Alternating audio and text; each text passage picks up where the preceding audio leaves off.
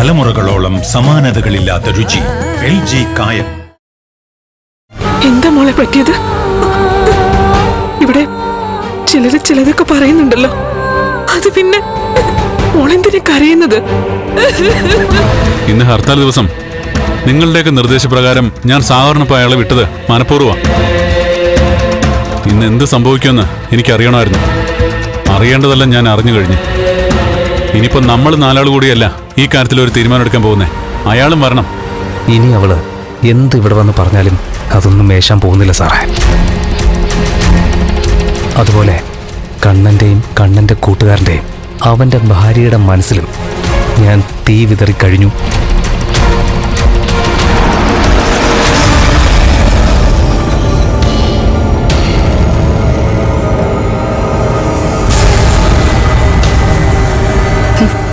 അവളെത്തി.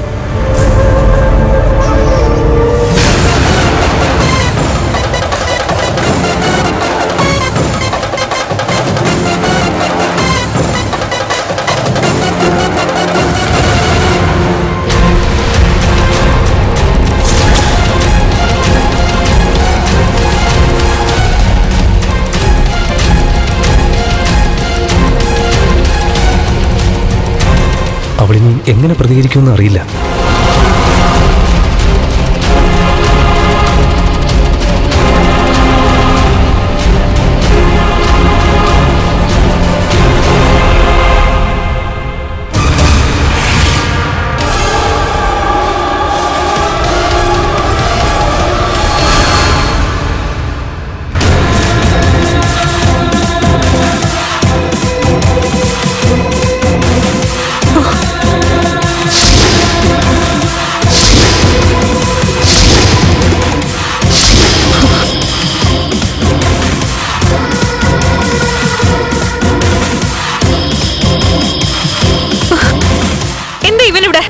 എന്താന്നൊക്കെ പറയാം. ഇന്ന് ഹർത്താലായിട്ടെ ഇവനൊപ്പം മഹിയെ പറഞ്ഞു കേട്ടത് വെറുതെ അല്ല. ഞങ്ങളൊക്കെ മണ്ടന്മാരായതുകൊണ്ടല്ല. ഇതൊരു കോടതിയാണ്. ആ കോടതിയിൽ നിന്നെ ഞങ്ങൾക്ക് വിസ്തരിക്കേണ്ടി വരും. എന്തിനാണെന്നൊക്കെ പറയാം.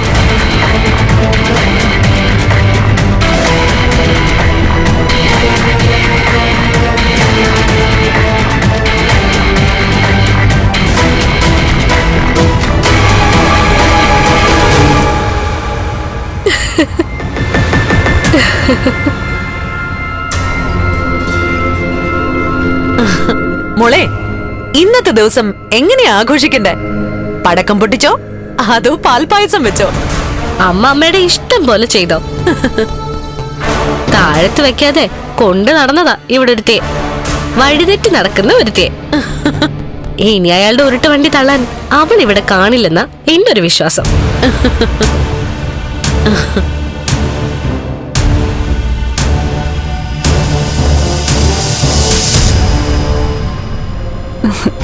സാഗറിനൊപ്പം അവളെ പറഞ്ഞു വിടരുതെന്ന് ഒരുപാട് തവണ ഞാനും അമ്മയും പറഞ്ഞതാ.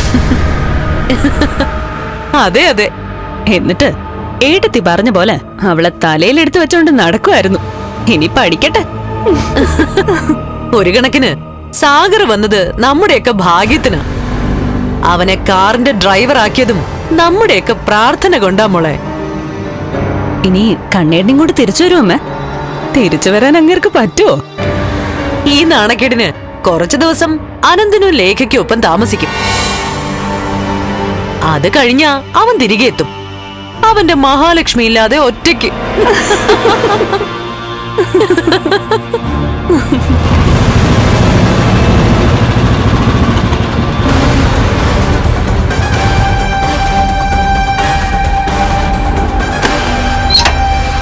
മേഘേട്ടനെത്തി.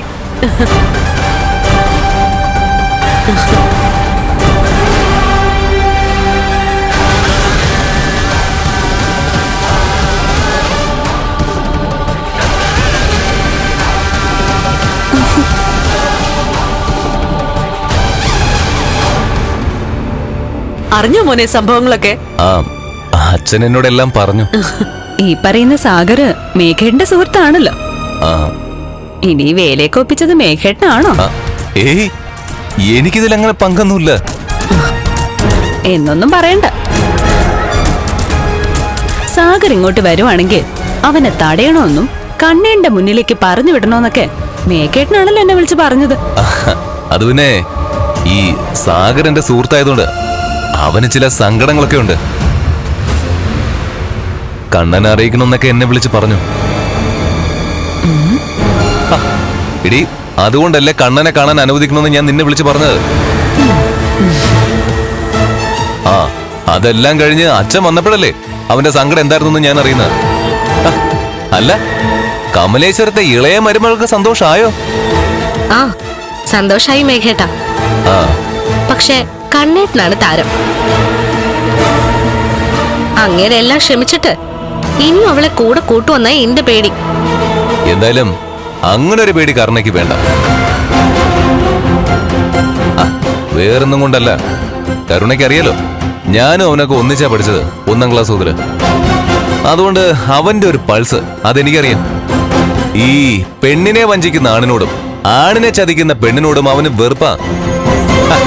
ഇവിടെ പിന്നെ അവനെ ജീവനോടെ കത്തിച്ചിരിക്കുന്നതേ അവന്റെ സ്വന്തം ഭാര്യ. അവനെ കൊണ്ട് അത് ഒരിക്കലും സഹിക്കാനോ ക്ഷമിക്കാനോ പറ്റില്ല. വഞ്ചിക്കുന്നവരെ ഈ ലോകത്ത് നിന്ന് തന്നെ പറഞ്ഞു വിടണമെന്ന് ആഗ്രഹിക്കുന്ന സ്വഭാവക്കാരനാ കണ്ണൻ. ശരിയാ മോളെ, കമ്പനിയിലെ സ്റ്റാഫ് ഒരു തെറ്റ് ചെയ്താൽ പോലും അവൻ ക്ഷമിക്കില്ല. അവനെ ഒന്നും പിന്നെ വെച്ച് പൊറുപ്പിക്കത്തുമില്ല. അതുകൊണ്ട് ഇനി കരുണ ഉറപ്പിച്ചോ, മഹാലക്ഷ്മി എന്ന അധ്യായം അടഞ്ഞു കഴിഞ്ഞു. അവളെ കൊണ്ട് നമുക്കിനി ഒരു ശല്യം ഉണ്ടാവില്ല. അതുപോലെ തന്നെ ഇങ്ങനെയൊക്കെ സംഭവിച്ചതുകൊണ്ട് മറ്റൊരു നല്ല കാര്യം കൂടി ഇനി സംഭവിക്കും. മോളെ, കണ്ണൻ ഇനി 2ാമതൊരു കല്യാണം കഴിക്കില്ല. എന്നുവെച്ചാ കരുണയ്ക്ക് ജനിക്കുന്ന കുഞ്ഞുങ്ങളെയും എനിക്ക് ഇവൾക്കും ജനിക്കുന്ന കുഞ്ഞുങ്ങളെയും ലാളിച്ചും കൊഞ്ചിച്ചും ഒക്കെ അവൻ കാലം കഴിക്കും. ഇനിയുള്ള ജീവിതം അവൻ അങ്ങനെ ജീവിച്ചു തീർക്കും.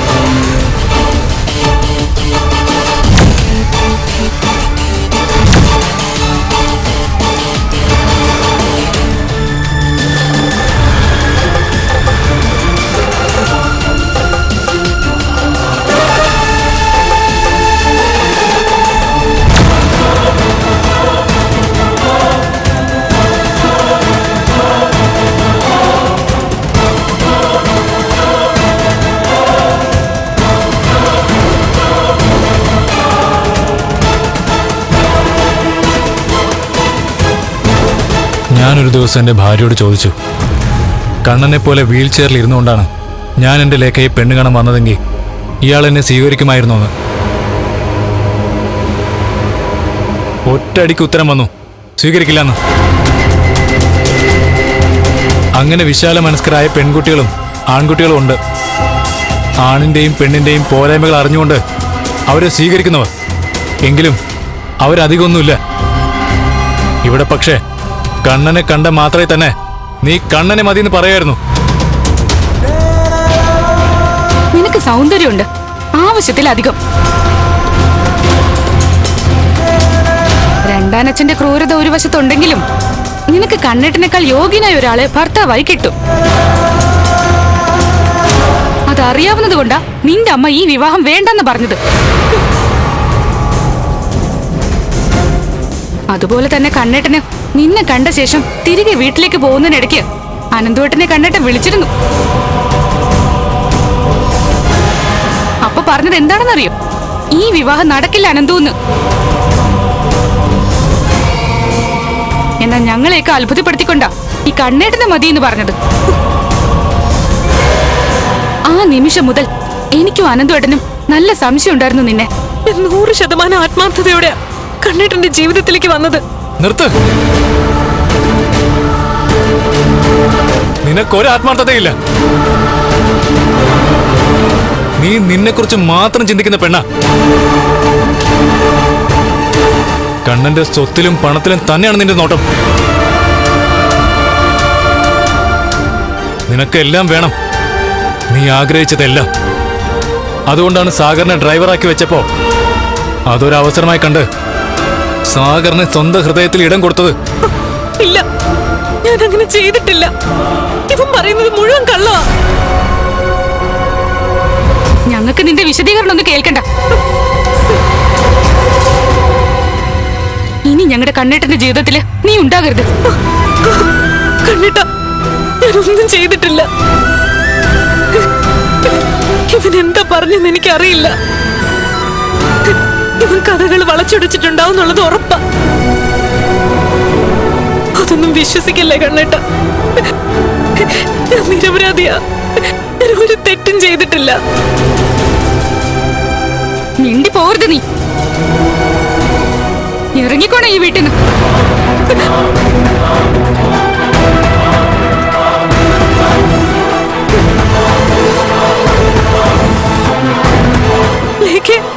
ഇറങ്ങാനല്ലേ നിന്നോട് പറഞ്ഞത്? പോ. ഇനി നിന്നെ ഇവിടെ കാണണ്ട.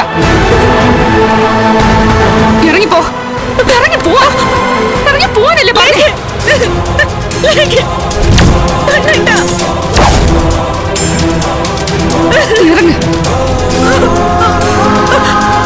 പറയുന്ന കേക്ക്.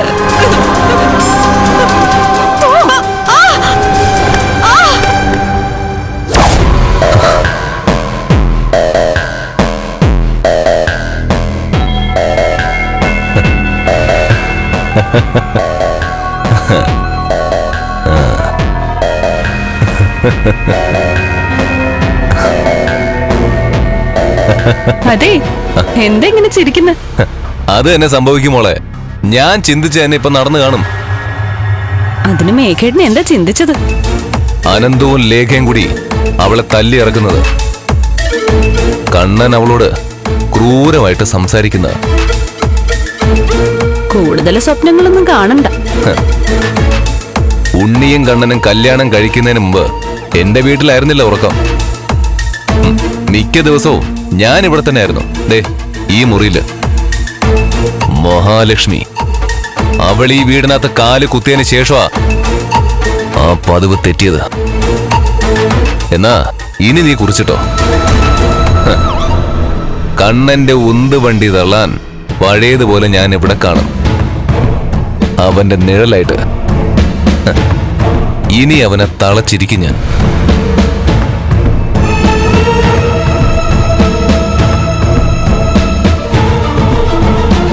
അത് വേണം മേഘേട്ട. ഒരു കല്യാണം കഴിഞ്ഞപ്പോ അത്രയ്ക്ക് അയാളുടെ സ്വഭാവം മാറിയത്. എന്റെ അപ്പച്ചി അവന്റെ രണ്ടാനമ്മ ആയതല്ലാതെ നമ്മളും അവനും തമ്മിൽ ഒരു രക്തബന്ധവും ഇല്ല. വകയില് നിനക്കൊരാങ്ങള, അത്രയേ ഉള്ളൂ. അതുകൊണ്ടാണ് സ്വന്തമെന്ന് പറയാവുന്ന ഒരുത്തി അവന്റെ ജീവിതത്തിലേക്ക് കടന്നു വന്നപ്പോ അവൻ നമ്മളെയൊക്കെ രണ്ടാം സ്ഥാനക്കാരാക്കിയത്. അതിന് കിട്ടേണ്ട മറുപടി തന്നെ അവള് കൊടുത്തല്ലോ. അല്ലെങ്കിൽ തന്നെ അവൻ ഒരു മണ്ടന. ഇന്നത്തെ കാലത്ത് അവനെ പോലൊരു പോരായ്മയുള്ള ഒരു പയ്യനെ ഏതെങ്കിലും പെൺകുട്ടി കല്യാണം കഴിക്കുമോ? അത് മനസ്സിലാക്കാനുള്ള സാമാന്യ ബുദ്ധി പോലും അവൻ ഇല്ലാണ്ടായി പോയി. കണ്ണേട്ടിന് അവൾക്ക് കൊടുത്ത സ്വർണമൊക്കെ ഫിനാൻസേഴ്സിലെ ലോക്കറിൽ വെച്ചേക്കുവാ.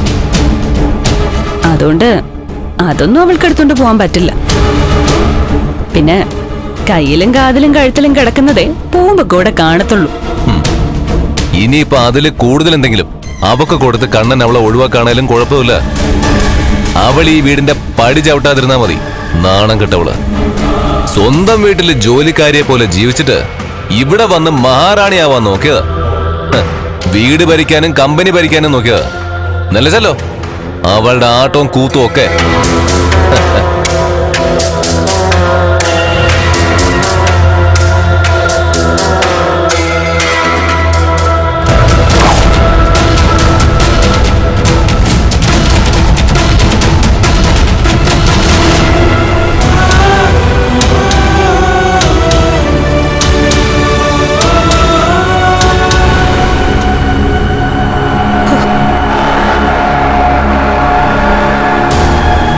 കഥകളൊക്കെ നീ വളച്ചൊടിച്ചല്ലേ? ഈ കേട്ടതാണോ സത്യം? എന്റെ കണ്ണേട്ടനെ മറന്നോണ്ട് നിന്റെ അരികിലേക്ക് ഞാൻ എപ്പോഴാ വന്നത്? നിന്നോട് മോശമായിട്ട് സംസാരിച്ചത് എപ്പോഴാ? പെരുമാറിയത് എപ്പോഴാ? ഒരുപാട് തവണ.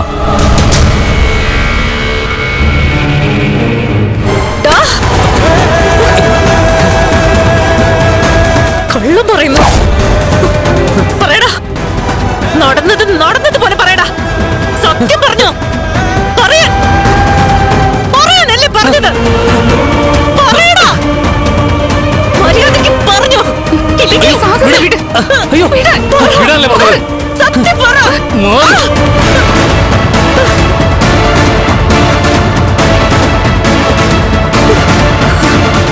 കയ്യാങ്കളിക്കല്ല നിന്നിങ്ങോട്ട് വിളിച്ചത്. ഇവിടെ പ്രകടനങ്ങൾ ആവശ്യമില്ല. നിന്നെ അന്ധമായി വിശ്വസിച്ചിരുന്ന മനുഷ്യനെ ഇരിക്കുന്നത്. കണ്ണേട്ടനേക്കാൾ വിശ്വാസമായിരുന്നു കണ്ണേട്ടന് നിന്നെ. ആ വിശ്വാസത്തിന് ഇപ്പോഴും ഒരു കോട്ടം തട്ടിയിട്ടില്ല. ഹൃദയം കൊണ്ടൊന്നായവരാ ഞങ്ങള്. ആ ഹൃദയത്തിന് കണ്ണേട്ടനെ ഞാൻ ഒരിക്കലും മാറ്റി നിർത്തിയിട്ടില്ല. മിണ്ടരുത് നീ.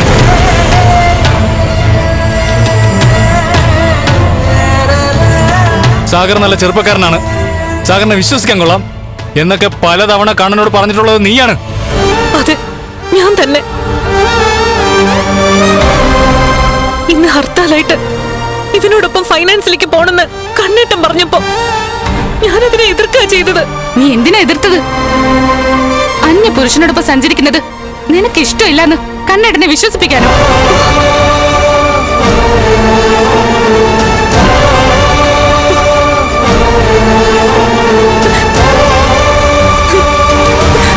എന്താ കണ്ണേട്ട ഇതൊക്കെ? കണ്ണേട്ട, കണ്ണേട്ടനോടൊന്നും ചോദിക്കണ്ട.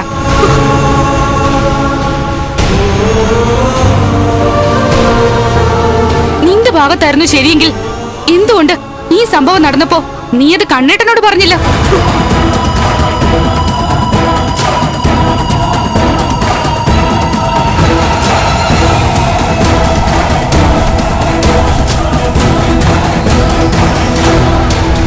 സാഗർ പറയുന്നൊന്നും സത്യമല്ലെന്നാ താൻ പറയുന്നേ. പിന്നെ എന്താ സംഭവിച്ചത്?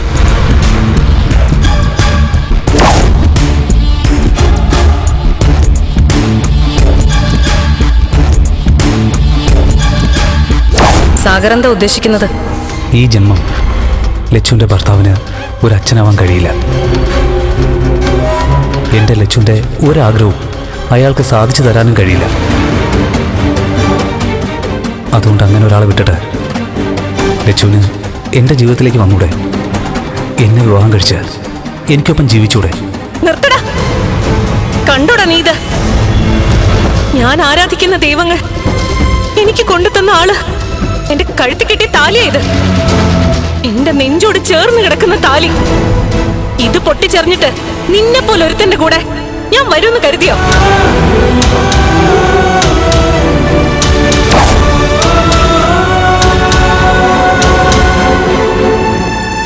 ഇന്നത്തെ ദിവസം ഞാൻ കണക്ക് കൂട്ടിയ ചിലവുണ്ട്.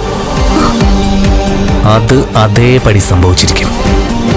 എന്നിട്ടേ നീ ഈ ക്യാബിനിൽ നിന്ന് പുറത്തു പോവൂ. കൈയെടുക്കടാ.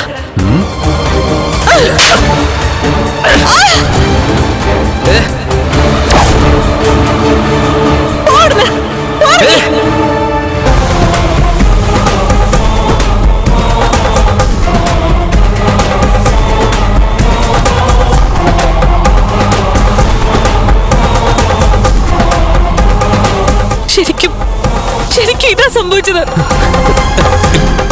ഇവരെ പോലെ കള്ളങ്ങൾ പറയുന്ന ഒരു സ്ത്രീയെ ഞാൻ ഇതുവരെ കണ്ടിട്ടില്ല.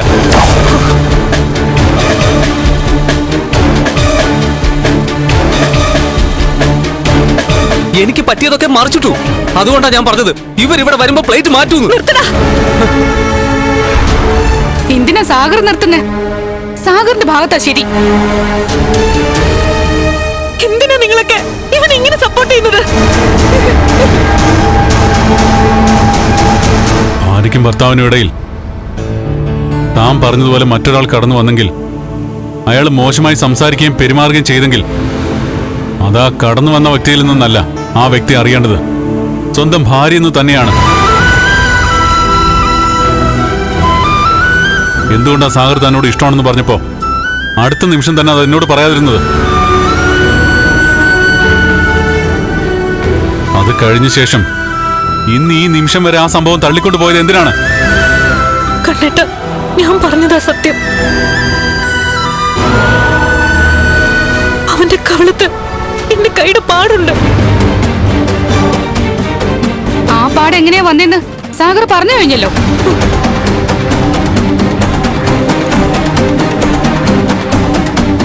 നിന്റെ ഇഷ്ടങ്ങൾക്കൊത്ത് സാഗർ നിൽക്കാതെ വന്നപ്പോ ദേ ഇപ്പൊ സാഗറിനെ ആക്രമിച്ചതുപോലെ പരിസരം മറന്ന് ഇയാളെ തല്ലിയായിരുന്നു. അതാണ് സത്യം. ആണോടാ? അതാണ് സത്യം. അതെ, അത് തന്നെയാണ് സത്യം. കേട്ടല്ലോ. ജീവിതത്തിൽ ഒരുപാട് പരീക്ഷണങ്ങൾ ഉണ്ടായിട്ടുണ്ട്. പക്ഷെ ഇതുപോലൊന്ന് ആദ്യമായിട്ട് ഉണ്ടാവുന്ന. അതിനേക്കാൾ വലിയ പരീക്ഷണത്തിലൂടെയാ ഇപ്പൊ കാണാൻ കടന്നുപോയിക്കൊണ്ടിരിക്കുന്നത്. ഇവന്റെ ആത്മാവിന്റെ ഒരു ഭാഗമായിരുന്നു നീ എന്ന ഭാര്യ. എന്നിട്ടിപ്പോ ആ ആത്മാവിനെ വേർപെടുത്തി കളഞ്ഞില്ലേ? ഇവനെ കൊന്നില്ലേ നീ? ജീവനോടെ കത്തിച്ചില്ലേ?